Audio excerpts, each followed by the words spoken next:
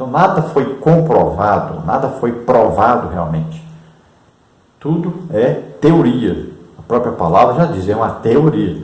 Infelizmente, em muitas universidades, faculdades, colégios, ainda existem professores que são, às vezes, ateus ou endemoniados e ainda querem, de toda maneira, passar isso para os alunos, forçar os alunos a aprenderem essas coisas contrárias à palavra de Deus. Mas não adianta, ninguém consegue provar nada dessas teorias porque são absurdas e são contrárias à palavra de Deus e não colocam Deus como Criador. E é somente Deus, esse Criador de todas as coisas, dos céus, da terra, de todas as galáxias, de tudo o que existe aí. Deus é o Criador. Até o próprio Satanás antes era Lúcifer, o anjo de luz, um querubim ungido, e se tornou inimigo de Deus, por isso chamado Satanás, o adversário, o diabo. Então, ele foi uma criação de Deus, mas não do jeito que ele está hoje. Foi criado para ficar ao lado de Deus, para obedecer a Deus. E ele se revoltou, pegou ainda a terça parte dos anjos, fizeram uma rebelião, foram expulsos do céu. Então estão aí na terra, nas regiões celestes aí, e estão na terra ao mesmo tempo. Satanás os governa aí da região celeste, estão aí tentando as pessoas, tentando fazer com que elas percam a salvação, fazendo com que as pessoas não consigam ser salvos, fazendo com que as pessoas desacreditem em Deus, fazendo com que as pessoas aí, estimulando as pessoas a pecarem contra Deus, contra a palavra de Deus. Mas veja que é estimulando, eles não obrigam ninguém a pecar. O ser humano peca porque quer pecar, atende um desejo do seu coração. No tópico 2 nós temos a dimensão espiritual do corpo. Subtópico 1, o corpo segundo as Escrituras. Subtópico 2, pecados contra o corpo. Subtópico 3, a santificação do corpo. Então, tópico 2, a dimensão espiritual do corpo. Subtópico 1, o corpo segundo as Escrituras. A Bíblia usa várias metáforas para designar espiritualmente o corpo. Então, nós vamos ver aí subtópicos dentro desse subtópico. Primeiro, corpo do pecado. Note este versículo, que o nosso velho homem foi com ele crucificado para que o corpo do pecado seja desfeito, a fim de que não sirvamos mais ao pecado. Romanos 6,6. Nele, a expressão corpo do pecado refere-se ao velho homem que antes de nascer de novo usava o corpo como instrumento de iniquidade. Romanos 6,12 a 14. Esse corpo também é chamado na Bíblia de homem exterior. É um corpo que se corrompe, adoece e envelhece. Então vamos chamar aí de homem natural, homem espiritual e o homem carnal. Natural, a maneira que nasceu, pecador. O corpo era escravizado por Satanás, vivia no pecado, éramos chamados filhos da ira, então vivíamos no pecado. Então o homem natural já nasce com a semente do pecado e ele já nasce com um destino predestinado a ir o quê? Para o inferno. Porque a partir do momento que ele atinge uma idade cognitiva, que começa a saber o que é pecado e começa a pecar, ele já está caminhando então para a condenação. O seu destino final já está traçado, é o inferno, depois lago de fogo e enxofre. Esse é o homem natural. Aí temos o homem espiritual, é aquele que nasceu assim como o outro natural, mas aceitou a Jesus como Senhor e Salvador, então se tornou ser espiritual. O Espírito Santo mora nele, ele é templo do Espírito Santo, vive para agradar a Deus e já tem um destino predestinado para ele, é ir para o céu, é ser salvo, é morar na Nova Jerusalém, é estar para sempre com o Senhor. Então esse é o homem espiritual. E o homem carnal é aquele que depois de se tornar espiritual, ele volta a pecar, volta a se deixar prender pelo pecado, vive na prática do pecado. Então ele saiu da salvação, perdeu a sua salvação, perdeu a sua condição de salvo, perdeu o seu destino que era Nova Jerusalém, está para sempre com Deus. Então, ele é o homem carnal agora. Ele vive na prática do pecado. Ele transgrediu a palavra de Deus e ele agora ama o pecado. Se tornou de novo escravo do pecado. Depois nós vamos ver aí casa terrestre, 2 Coríntios 5:1. Essa expressão refere-se à temporalidade do corpo, isto é, sua constituição física, a forma do espírito. Esse corpo é a casa temporária, a morada passageira, visto que nessa terra somos peregrinos e forasteiros, como está em 1 de Pedro 2:11. Então nós vimos agora casa terrestre. Então, enquanto estamos na terra, este corpo terrestre, formado então do pó da terra, 70% de água, 30% de matéria, este corpo é o que? A morada nossa na terra, morada do espírito, da alma, e é um corpo material. Para morar no céu, nós sabemos que esse corpo tem que ser transformado. No dia do arrebatamento, esse corpo será transformado. Olha, corpo terrestre em corpo celeste. Olha, corpo material em corpo espiritual. Então, para morar no céu, o corpo tem que ser celeste, não terrestre. Este corpo foi feito para morar na terra, terrestre. Para morar no céu, tem que ser corpo celeste. Para morar na terra, o corpo é material. Para morar no céu, tem que ser o corpo espiritual. Depois nós temos aí, templo do Espírito Santo. Essa expressão aparece numa pergunta retórica de Paulo em 1 Coríntios. Ou não sabeis que o nosso corpo é o templo do Espírito Santo que habita em vós, proveniente de Deus, e que não sois de vós mesmos? 6,19. É uma alerta do apóstolo aos crentes de Corinto para não darem lugar ao pecado, ou seja, não deixarem que o corpo fosse contaminado pela prostituição.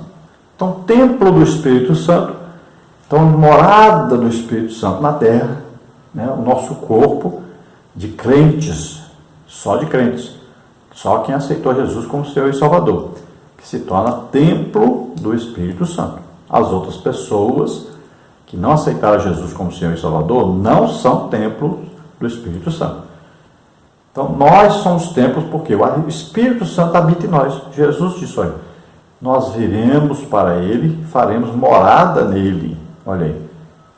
Então, o Espírito Santo habitará convosco e em vós. Olha aí. Então, dentro de nós, o Espírito Santo mora. Então, nosso corpo passa a ser o quê? Um templo, uma morada de Deus na terra. Assim como nós estudamos o tabernáculo, Deus estava ali no meio do povo, no tabernáculo. Assim, em nós, em nosso espírito, habita o Espírito Santo, que vem unir ao nosso espírito. Então, o Espírito com letra maiúscula, o Espírito Santo, vem habitar em nosso espírito com letra minúscula. Olha só. Então, faz o quê? Uma religação, porque estava desligado por causa do pecado. Mas quando aceitamos a Jesus como Senhor e Salvador, então há uma religação. Nós somos ligados agora a Deus pelo Espírito Santo que habita em nosso espírito. Então há aí um alerta dizendo, se você entrar em prostituição, em adultério, em glutonarias e avareza, e vários pecados, se você entrar nisso, então você estará desligando, estará afastando o Espírito Santo. Ele não poderá morar em você, porque você está destruindo a casa dele. Subtópico 2, então, pecados contra o corpo. A Bíblia adverte acerca dos pecados contra o corpo. Então vamos ver aí os subtópicos desse subtópico 2. Prostituição, adultério, fornicação. Usar o corpo como mercadoria a ser vendida para fins sexuais é prostituição. A palavra de Deus diz aos crentes com muita clareza, mas o corpo não é para a prostituição, senão para o Senhor, e o Senhor para o corpo. 1 Coríntios 6, 13b, confere com 1 Tessalonicenses 4, 3. Então a Bíblia também tem graves admoestações contra quem comete o pecado de adultério, relacionamento sexual extraconjugal. 1 Coríntios 6, 10, Hebreus 13, 4. E o de fornicação, relacionamento sexual entre solteiros, Efésios 5, 5, 1 Timóteo 1, 10, Apocalipse 21, 8. Então, primeiro aí são os pecados sexuais, e fala da prostituição, fala do adultério e fala da fornicação. Então, todo tipo de sexo fora do casamento e todo tipo de sexo aqui que vá contrariamente a uma posição de fidelidade. Fidelidade a Deus, em primeiro lugar, fidelidade ao seu cônjuge. E aqui vai também o quê? A masturbação, ou todo o estímulo ao sexo. A Bíblia diz, não vos defraudeis um ao outro, que é aquele excesso de carinhos, de estimulação sexual, sem haver a satisfação, porque não está dentro de um casamento. Então, envolve todo o sexo aqui, contrário à palavra de Deus, entre duas pessoas. Primeiro, entre pessoas que não são casadas, que é prostituição. Depois, o adultério, que é entre pessoas casadas, uma delas, então, deixa de praticar o sexo com seu cônjuge e vai praticar o sexo com outra pessoa. Adultério. E fala também da masturbação, e fala aqui também do sexo anal. São sexos fora da palavra de Deus, contrários à palavra de Deus. Então, no 2 aí fala sobre homossexualidade. O Antigo Testamento condena explicitamente a união homossexual, considerando-a abominação a Deus, Levíticos 20, 13, 18 e 20. O Novo Testamento confirma essa condenação, reprovando a homossexualidade de modo não menos incisivo. Não erreis, nem os devassos, nem os idólatras, nem os adúlteros, nem os efeminados, nem os sodomitas, nem os ladrões, nem os avarentos, nem os bêbados, nem os maldizentes, nem os roubadores herdarão o reino de Deus. 1 Coríntios 6,10 confere com Romanos 1, 18 a 32. Então aqui fala da homossexualidade, ou seja, do sexo entre duas pessoas do mesmo gênero. Então, sexo entre homem e entre mulher e mulher. Romanos capítulo 1, por exemplo, fala que Deus, por causa da idolatria do ser humano, os abandonou às paixões infames, homem com homem, mulher com mulher, cometendo toda sorte de pecados contrário a Deus. E Deus ainda disse que vai dar um prêmio a eles devido a isso. Por exemplo, a AIDS é uma premiação de Deus a quem pratica o sexo, homem com homem, mulher com mulher. Então veja só, a palavra de Deus é bem clara sobre isso. Levítico, no Antigo Testamento, fala: com homem não te deitarás como se fosse mulher. E no Novo Testamento fala dos efeminados não entrarão no reino de Deus.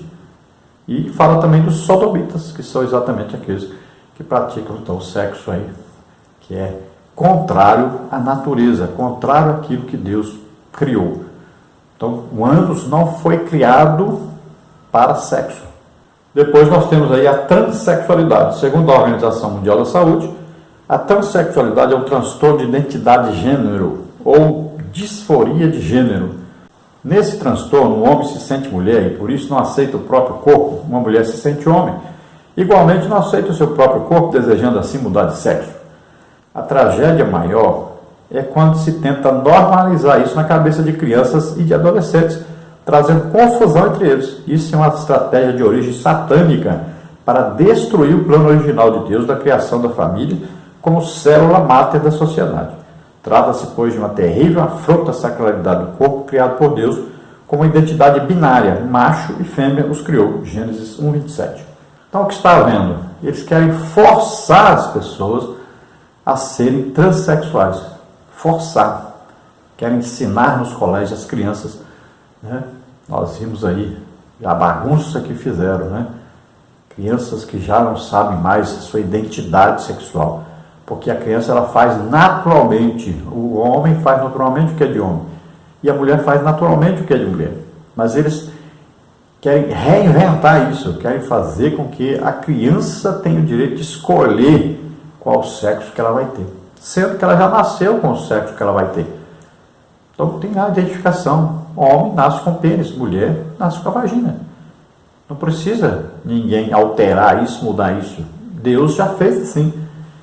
Não tem que ninguém mudar isso. Agora veja bem uma coisa interessante. Quando alguém está vivendo aí, homem com homem, o que acontece?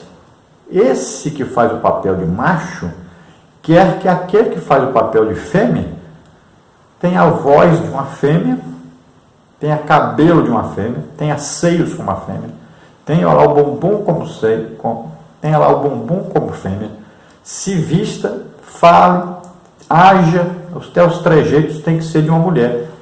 Então, o que ele está querendo na verdade? Na verdade, ele está querendo uma mulher, porque o Deus o fez homem. Veja, preste atenção nisso. Então, veja que a coisa é diabólica mesmo. Subtópico 3, então, a santificação do corpo. É o ponto fundamental da mordomia do corpo, diz a Bíblia. Seguir a paz com todos e a santificação, sem a qual ninguém verá o Senhor. Hebreus 12, 14. A Bíblia mostra os meios de santificação que levam em conta a ação de Deus e a contribuição do crente. Então aí, isso é fundamental, a santificação do corpo. Então, sede santos, porque eu, Senhor, sou santo. É isso que Deus diz. Em 1 Tessalonicenses 4 diz o quê? Diz que nós abstenha-se da prostituição, mantenha a santificação.